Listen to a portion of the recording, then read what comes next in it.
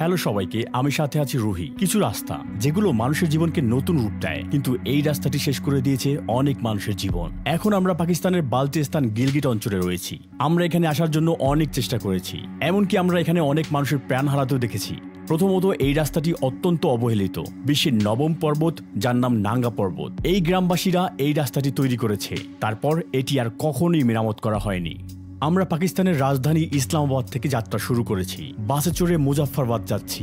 সেখানে আমাদের প্রাইভেট গাড়ি চালকের সাথে দেখা হবে। আমি চিন্তিত হয়ে রাস্তার কথা ভাবছি, এমন সময় বাসটি থামলো। ক্যামেরা সহ একজন লোক সমস্ত যাত্রীদেরকে তাদের মুখোশ নিচের দিকে নামাতে বলল। এরপরে পরিচয় পরীক্ষা করার জন্য আমাদের মুখ রেকর্ড করতে শুরু করলো। আমরা বিপদসীমার 0 পয়েন্টে পৌঁছালাম। চলুন যাওয়া যাক। এমন একটি যাত্রা যেটা মোটামুটি 12 থেকে 15 ঘন্টার মতো সময় নেবে, আর এই সময়টা শুধুমাত্র গিলগিট স্টার্টিং পয়েন্টে যাওয়ার জন্য। গিলগিটে পৌঁছানোর পর বিশ্বের সবচেয়ে বিপজ্জনক রাস্তা ধরে আমরা ফেয়ারি মেরুতে পৌঁছানোর জন্য প্ল্যান করছি, আর এই যাত্রার জন্য আমাদের মোট সময় লাগতে পারে 24 ঘন্টার মতো। এই মুহূর্তে আমরা আছি কারাকোরাম হাইওয়েতে। 1960 এবং 70-এর দশকে এটি পাকিস্তান এবং চীনের সহযোগিতায় একটি বাণিজ্য পথ হিসেবে নির্মিত হয়েছিল। এটি পাকিস্তানের ইসলামাবাদ শহর এবং চীনের কাশগড় শহরকে সংযুক্ত করেছে, এবং এটি খুবই বিপজ্জনক রাস্তা। এই সড়ক নির্মাণের সময় 1000-এর বেশি শ্রমিক তাদের প্রাণ হারিয়েছিলেন। বৃষ্টি এটিকে পিচ্ছিল করে দিয়েছে, যার ফলে সেখানে প্রতিনিয়ত ভূমিধস হচ্ছে।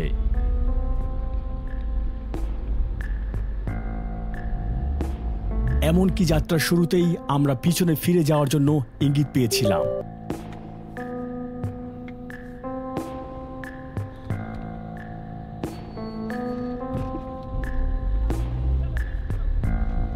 যে কোনো সময় আমাদের উপর পাথর পড়ার আশঙ্কা নিয়ে আমরা এগিয়ে যাচ্ছি, আর তখনই এই রাস্তার শুরু অংশ দিয়ে আরেকটি যানবাহন আমাদের পাশ কাটিয়ে যাওয়ার জন্য অপেক্ষা করছে।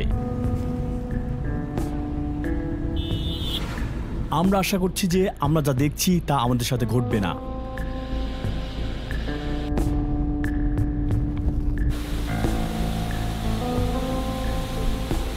একটা পাথর আমাদের গাড়ির উপরে পড়ল।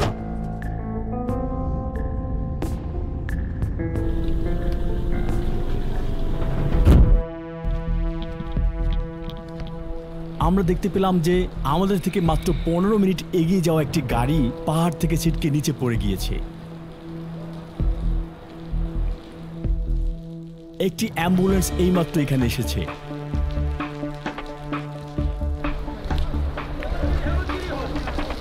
এই দুর্ঘটনায় হতাহতের ঘটনা ঘটেছে। পাহাড়ের খাত এতটাই কাছে।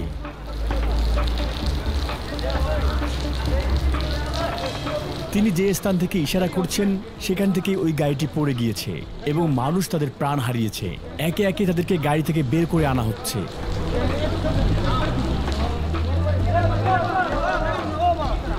উপর থেকে অনেক পাথর নিচে পড়ছে। আপনি যে পয়েন্টগুলো দেখতে পাবেন সেখানে পাথরগুলো ইস্পাতের বাঁধের উপর পড়েছিল। এখানে দাঁড়িয়েও অনেকটা ঝুঁকির মধ্যে আছি। যে কোনো সময় একটি পাথর আমাদের উপর পড়তে পারে। আমাদের গাড়ির চাকা মনে হয় ফুটো হয়ে গিয়েছে। এটার ভিতরে একটি লোহা ঢুকে গিয়েছে।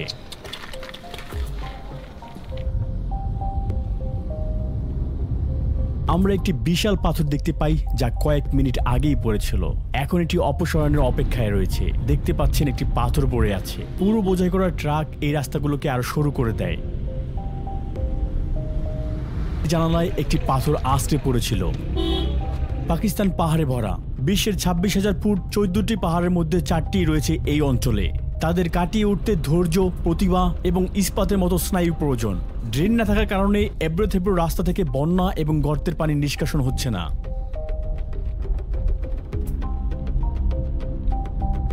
রাস্তাটি ধসে পড়েছে। ভাঙাচোরা রাস্তা দিয়ে যাওয়ার সময় আমরা বেশ অসুস্থ অনুভব করেছিলাম।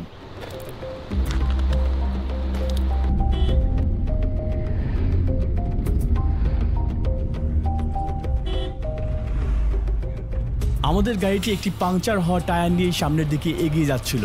যেহেতু এটি আর আমরা ঠিক করতে পারছি না, তাই অস্থায়ী সমাধান হিসেবে এর মধ্যে বায়ু পাম্প করেই আমরা চলছিলাম। এটি একটি অত্যাচার।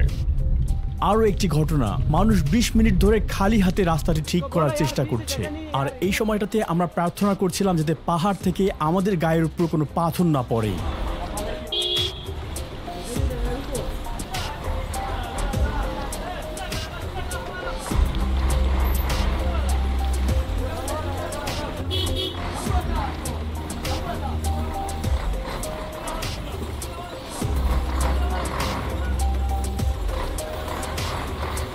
যানবাহন যখন পাশ দিয়ে যায় এগুলোর মধ্যে একটি পিছিয়ে যায় এবং খালি জায়গা করে দেয় যাতে অন্য যানবাহনটি পাশ দিয়ে যেতে পারে।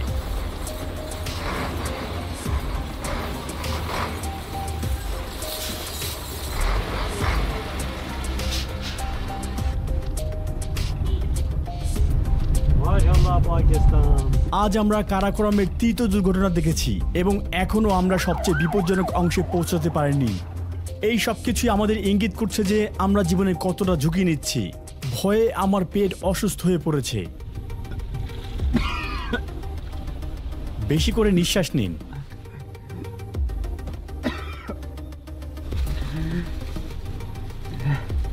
দ্রুত প্রবাহিত স্রোত এবং অধিপত্য বিস্তারকারী পাহাড়, কারাকোরাম বিপদে পরিপূর্ণ। আমরা রাস্তায় যে দর্শনীয় স্থানগুলো দেখেছি সেগুলো আমাদেরকে মুগ্ধ করে তুলেছে, কিন্তু এই সৌন্দর্য দিয়েই আমাদেরকে বিপদে ফেলেছে।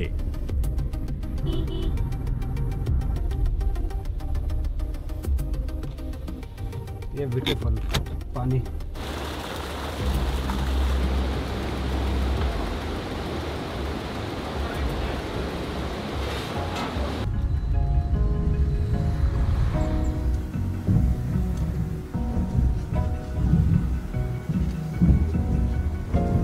অবশেষে আমরা অতিক্রম করতে পেরেছি।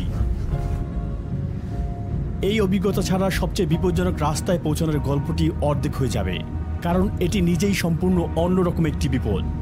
আমরা দেখেছি মানুষ নিচে পড়ে যাচ্ছে, এইসব সড়কে দুর্ঘটনা ঘটছে, আমরা শূন্যে আছি। অবশেষে সকাল 11টায় যে রাস্তা দিয়ে যাত্রা শুরু করেছিলাম তার শেষ পর্যায়ে চলে এসেছি। সময় এখন রাত 10:53। আসল যাত্রা শুরু হবে রাতের পরে। আমরা ঘুমাবো, এরপরে শক্তি ফিরে পাবো এবং বিশ্বের সবচেয়ে বিপজ্জনক রাস্তায় আবার ছুটবো। আমরা যে হোটেলে থাকবো সেখানে চলে এসেছি। এটি হচ্ছে বাথরুম। আপনি যেমনটি দেখতে পাচ্ছেন সর্বত্রই মাকড়সার জালে ভরা, আর এই জালে অনেক পোকামাকড় আটকে আছে। তারা এখানে একটা মিসওয়াক রেখেছে। এটি হচ্ছে দাঁত পরিষ্কার করার ডাল। মনে হচ্ছে প্রত্যেক অতিথি এই মিসওয়াক ব্যবহার করেছে। এটি একটি জঘন্য বাথরুম। মনে হচ্ছে রাত্রি ভালো কাটবে না। এই রাস্তাটি এতটাই বিপজ্জনক যে আমাদের ড্রাইভার আমরা যেখানে যাচ্ছি সেখানে নিয়ে যেতে পারবে না। আসলে আপনি দেখেছেন যে তিনি সত্যি একজন ভালো মানের ড্রাইভার। যাই হোক, হয়তো এই রাস্তাটি প্রত্যেক চালকের জন্য নয়। তিনি আমাদের সাথে যাত্রী হিসেবে থাকবেন। এটা কি অনেক বড় সমস্যা? কি আর করা, চলুন ভাগ্য পরীক্ষা করি। আমাদের ক্যামেরাটি এখানে আটকে রাখবো।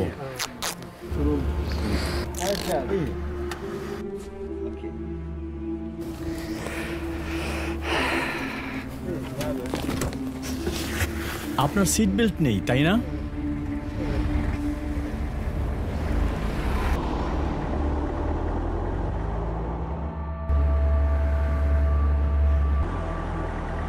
আমাদের যাত্রা শুরু হলো।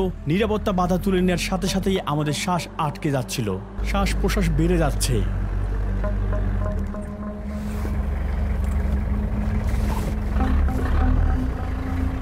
বিসমিল্লাহির রহমানির রহিম। সুবহান রাব্বিয়াল আলা, সুবহান রাব্বিয়াল আলা, সুবহান রাব্বিয়াল আলা, আল্লাহু আকবার, আল্লাহু আকবার, সুবহান রাব্বিয়াল আলা, সুবহান রাব্বিয়াল আলা, সুবহান রাব্বিয়াল আলা, আল্লাহু আকবার।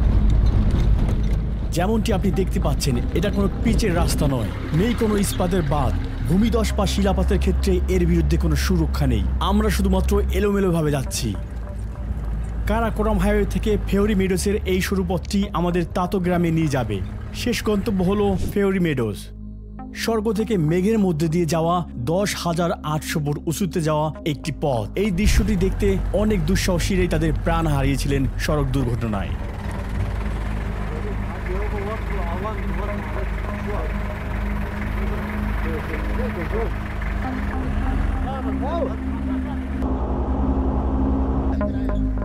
উফ, এই রাস্তাটি এতটাই উঁচু নিচু যে আমাদের ঘাড়ের পেশিগুলো মাথাকে স্থির রাখতে পারছে না।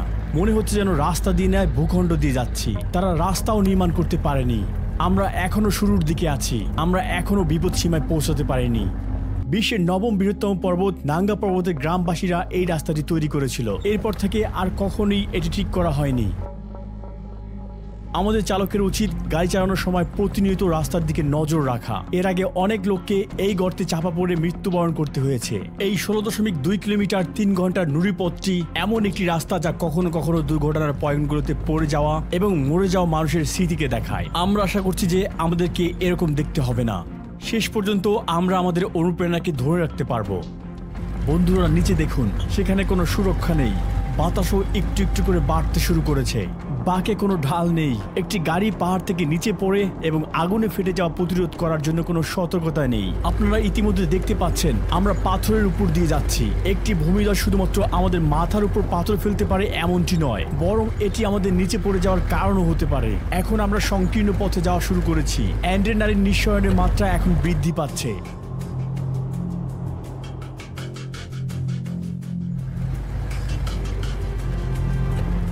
বিশ্বের সবচেয়ে ভয়ঙ্কর রাস্তা। আমাদের নিচে খাড়া খাদ। গাড়ি পড়ে গেলে আমরা নিশ্চিতভাবে প্রাণ হারাবো। খুবই ঝুঁকিপূর্ণ, অবিশ্বাস্যভাবে ঝুঁকিপূর্ণ। ওই রাস্তাগুলিকে দেখুন, এটি পাশ থেকে আরো ভয়ঙ্কর দেখাচ্ছে। সেখানেও কোনো সুরক্ষা নেই। একটি ভূমিধস তার পথের সবকিছু মুছে দিয়েছে। আমরা মেঘের মধ্যে আছি। আমরা আরো উপরে উঠব। আসলে আমরা এখনো রাস্তার শুরুতেই আছি। এখানে কোনো ফোনের সিগন্যাল নেই। এখানে আমাদের কিছু হলে কেউ আমাদের কাছে পৌঁছাতে পারবে না। সাহায্য করার কেউ নেই। এই পথটি একটি মারাত্মক পথ। স্থানীয়রা এটিকে কবরের রাস্তা বলে। আমি আশা করি এটি আমাদের কবরের রাস্তা হবে না। আমরা এই পাহাড়টি আরোহণ করেছি। ঝড়ো হাওয়া বইছে এবং বৃষ্টি হচ্ছে। তারা বলছে তুষারপাত শুরু হবে। সত্যি বলতে আমরা একটি প্রাকৃতিক সৌন্দর্যের মধ্যে আছি।